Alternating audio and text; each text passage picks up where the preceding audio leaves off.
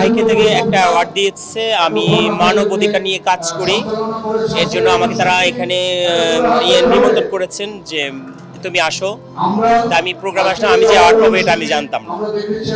আমি এত খুশি, এত হ্যাপি বলার বাইরে। আমার একটা সংগঠন আছে শান্তির হিজরা কল্যাণ ফাউন্ডেশন, ওটার প্রেসিডেন্ট আমি। তো ওই হিসাবে মানবাধিকার নিয়ে কাজ করি, তৃতীয় লিঙ্গের মানুষ নিয়ে কাজ করি এবং মধ্যবিত্ত পরিবার নিয়ে কাজ করি। তার জন্য আমাকে অ্যাওয়ার্ডটা দেওয়া হয়েছে। আমি এত খুশি, আমি কথা বলতে পারতেছি না।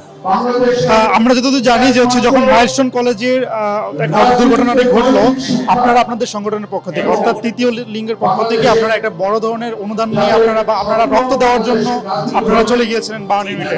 এই বিষয়টা আমি জানতে চাই। হ্যাঁ, আমরা গিয়েছিলাম, দেখি আমরা দেশের জন্য কিছু করতে পারি কিনা। রক্ত তো সবারই এক, তাই না, লাল। তো গ্রুপটা একটু গরমিল হয়, তাই আমাদের রক্ত যদি কাজে লাগে ওই ছাত্রদের জন্য, ওরা আহত হয়েছে, অনেকে মারা গিয়েছে, নিহত। তো আহতদের জন্য আমরা রক্ত দিতে গিয়েছিলাম ওখানে। তো অবশ্যই আমাদেরকে আর্মিরা হেল্প করেছে। আপনারা কি রক্ত দিতে পেরেছিলেন? জি, আপনারা কি রক্ত দিতে পেরেছিলেন? হ্যাঁ, অবশ্যই। ওগুলোর ডকুমেন্ট সবকিছু প্রমাণ আছে আমাদের কাছে। যে অ্যাওয়ার্ডটা পেলেন সেটা কি সেই রক্তদানের জন্য? না, সব মিলিয়ে অনেক কিছু ভালো কাজ করেছি দেশের জন্য, এর জন্য আমাকে এই অ্যাওয়ার্ডটা দেওয়া হয়েছে। আপনার ভবিষ্যৎ পরিকল্পনা কি আসলে? মানবতার সেবা বা সমাজ সেবা নিয়ে আসলে কি ধরনের কাজ করতে চান? হ্যাঁ, মানবতা এবং সমাজ সেবা নিয়ে আমরা কাজ করি। আমি কাজ করতেছি, আমাদের মতো আরো আছে কেউ, অনেকেই কাজ করতেছে।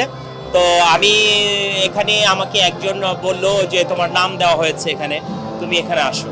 তো আমি আসছি, আমাকে সম্মাননা দেওয়া হয়েছে, আমি অনেক হ্যাপি, অনেক খুশি। এই যে তৃতীয় ভালো কিছু করতে চাই সামনে, আপনারা যদি পাশে থাকেন, মিডিয়া লোকজন যদি পাশে থাকে, ভালো কিছু করতে পারবো আমরা ইনশাল্লাহ। এই যে বলে তৃতীয় লিঙ্গ, এই যে লিঙ্গভেদটা আসলে এটাকে কিভাবে দেখেন আপনারা?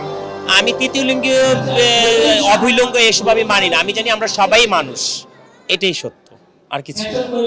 Thank you so much.